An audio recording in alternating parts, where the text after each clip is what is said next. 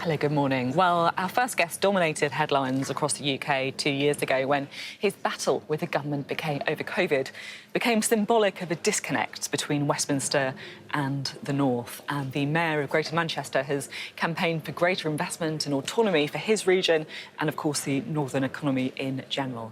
The former Health Secretary is also sometimes touted as a potential future Labour leader. Well, he joins us now. I'm delighted to say the Mayor of Greater Manchester, Andy Burnham. Thank you very much for being on the programme this morning. It feels right to start with the budget this week. Pretty extraordinary, really ripping up Treasury orthodoxy and also a big departure from Boris Johnson's brand of conservatism as well. What did you make of it? Yeah. To be honest, Sophie, I can still barely believe what we saw on Friday.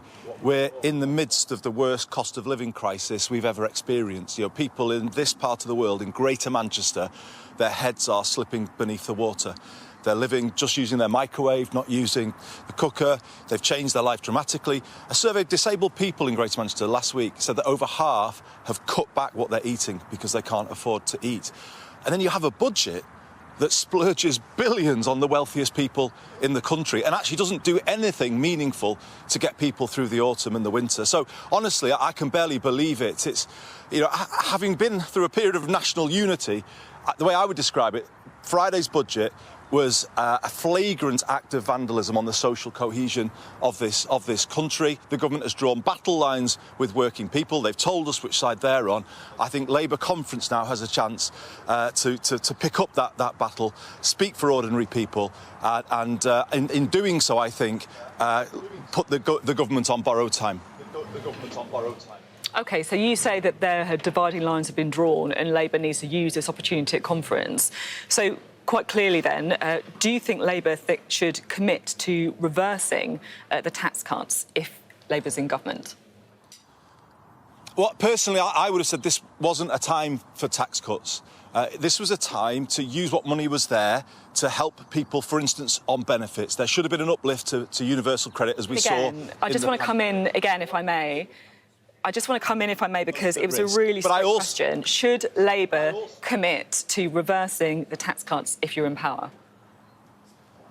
I think I answered it. I said, yes, this wasn't the time for tax cuts. I think money needs to be in the system now to help people on benefits. That's not quite the same, if I may. If I may, that's not quite the same. I think they should. I'm saying that they... So, yes, they should. Because... Okay. Yeah, I said that, but I said that in the answer to the first question. I was coming on to say, you know, we've got a situation where public sector pay is nowhere near inflation. So we've got a potential for a wave of industrial dispute over the winter. That money should have been used instead to help people with their pay packet so they can continue to go to work for us in the NHS or continue to service on the front line in the fire service without worrying about what's going on in their own home. That is what the money should have been used for, to help us through a cost of living crisis. And I think the government's made the wrong choice in this moment, and it's left millions of people at risk this winter. Lives, honestly, are on the line.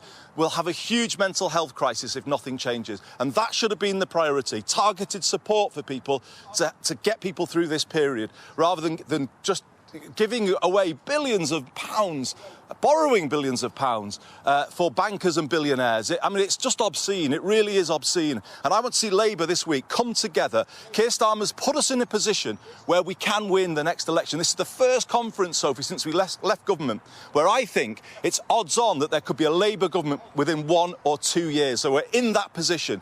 And the time is now not to draw battle lines with ourselves. The government's drawn battle lines with us and with ordinary working people. Let's unite and take the fight to them in Liverpool this week.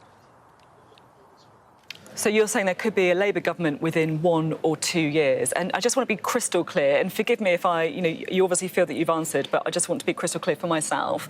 Are you saying that Labour government, in 1 or 2 years, as you believe it will be, should reverse the 1p cut to income tax and reverse the change to the 45p rate? Yes, I am saying that because I don't think it's the most targeted way of using the resources that we've got at this moment in time. I would use it, though, to support people in different ways. So I'm not saying we wouldn't put money in people's pockets, but if you keep that money, you are then able to target it for those who most need it. Because obviously if you cut the 20p rate, it benefits, it's not as targeted a measure as doing other things, such as supporting people who are at real risk, and those are people on universal credit. You've got to sort out public sector pay. You can't leave kind of millions and millions of people in the public sector providing services we all depend upon, who themselves can't make things add up. You just can't do that. That's a recipe for chaos in our public services over the winter. So that is my position. I don't think it was a time for tax cuts. I think this is a time to support people through a crisis. I want to talk a bit more about the kind of policies that you would also like to see. I know that you are planning on bringing the buses back under national control, public control, I should say, in Manchester. And last month you told my colleague Kay Burley that there's a case for renationalising the energy companies as well. Is that what you want to see? Well, it follows on from what I was just saying, Sophie, because we've got to a position in this country where people can't afford life's essentials. They can't afford water, they can't afford energy, they can't afford gas to cook, as I was saying before, and they're just using a microwave. They can't afford to travel by bus, and they certainly can't afford to travel by train. And I think if you go back to the 80s, people warned about this, that if you lose control of these services, in the end, the price will go up. I don't think the service has improved, to be honest with you. I mean, certainly with rail, it's gone massively backwards.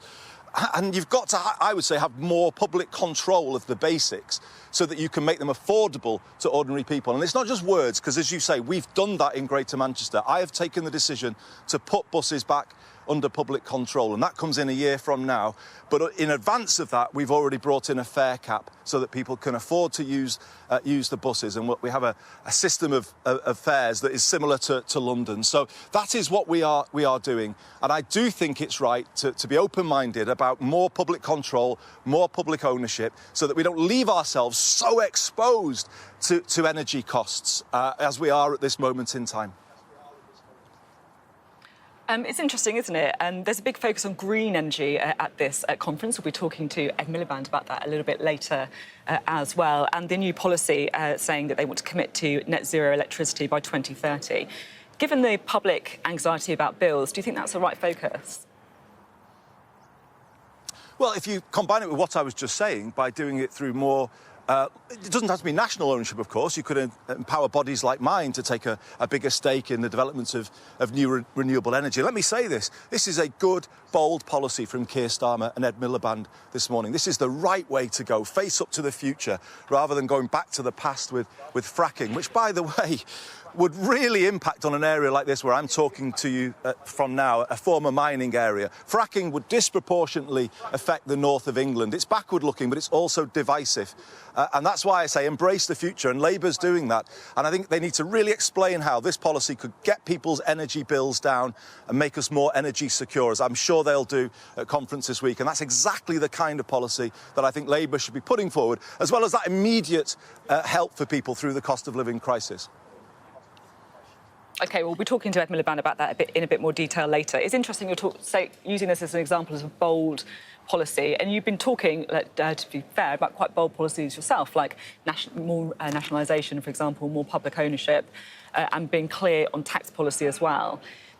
We know where Liz Truss and Kwasi Kwarteng stand. Whatever you think of what happened on Friday, it was a pretty radical budget. No one's going to be left in any doubt about what they stand for. Do you think that Labour needs to be, I guess, a bit bolder in its approach this weekend? Well, Liz Truss and Kwasi Kwarteng were radical but deeply wrong. And I would go so far to say immoral. I don't see how you can possibly justify a package like that when, as I said before, the heads of millions of people are slipping beneath the water. I just don't understand how you can possibly put that forward. It's brazen. It's the drawing of battle lines, as I say, with ordinary people. So this is the time for Labour to move up and set out an alternative that people can support. And so I want to be clear. You know, I'm supporting Keir. I want the party to unite here in Liverpool. They've got us in a position where we've got a clear and sustained poll lead, which is no small achievement. It's a big achievement. And I think the government has now opened up a huge opportunity for Labour to put out a programme that connects with ordinary people. So yes, I would say be bolder, be clear about what we will do. I'm a little disappointed to hear the party saying that it's going to rule out electoral reform. I think I would say to them, listen to hear the mood of conference on that particular issue. I hope conference will still vote in favour of that, because we've got to maximise the chance here of a Labour-led government. But I would also just say, for people who doubt the case for electoral reform, over the summer we have just seen the most graphic demonstration we've ever seen of how a small number of people, a small elite, can manipulate the political system in their interests. And that's what we saw on Friday. This was a budget for bankers. This was a budget for Tory donors. That is what has happened in this country. And this is what Labour now can say to the public. Look, we're going to change things. We're going to reform the way votes work. We're going to reform the way politics works. And we're going to make it work for you. And these are our policies that we're going to do right now to help you through this biggest cost of living crisis we've ever faced. You've clearly got ideas that you want to see Labour moving towards. Are you tempted to come back to Westminster and put them into action? I mean, I couldn't help but notice there's a by-election coming up in West Lancashire after Rosie Cooper announced she's stepping down. Are you tempted to throw your hat in the ring? Well, I said I would do a full second term in Greater Manchester, and I'm in the middle of that. And to be honest with you, it's so energising what we're doing. You know, we're making change happen here. You know, that decision to put buses under public control, that is where my head is right now. We are in the middle of a massive reform of public transport. What about in 2024 when your term comes to an end? Well, my term is still going in 2024, so you know, as I say, that's where my focus is. I've be honest with you, Sophie. I've said I've not ruled out coming back one day, but I've made commitments to the people of Greater Manchester. I'm going to see those commitments through. OK. I was interested to read that you said you felt imposter syndrome during your time at Westminster before. I just wonder if you could, you know, I'm sure that's something that lots of us, including myself, can really relate to. Has that changed? Do you think you'd make a good Prime Minister now? I think people are kind of seeing the real me more. You do get that sense of feeling, you know, do I really belong here when you're in that Westminster system because of the way it is. I can't be the first person to have felt some of that. But also, I think the way it works isn't helpful for connecting politics to people, because it makes you vote in a way that you might not necessarily fully believe in because of the whip system, or you know, you have to say things to take the line that the party wants you to take. And I think you kind of get to a point where the public will think, well, who is this person? Because, you know, does he really believe all of these things? And I think Westminster does that.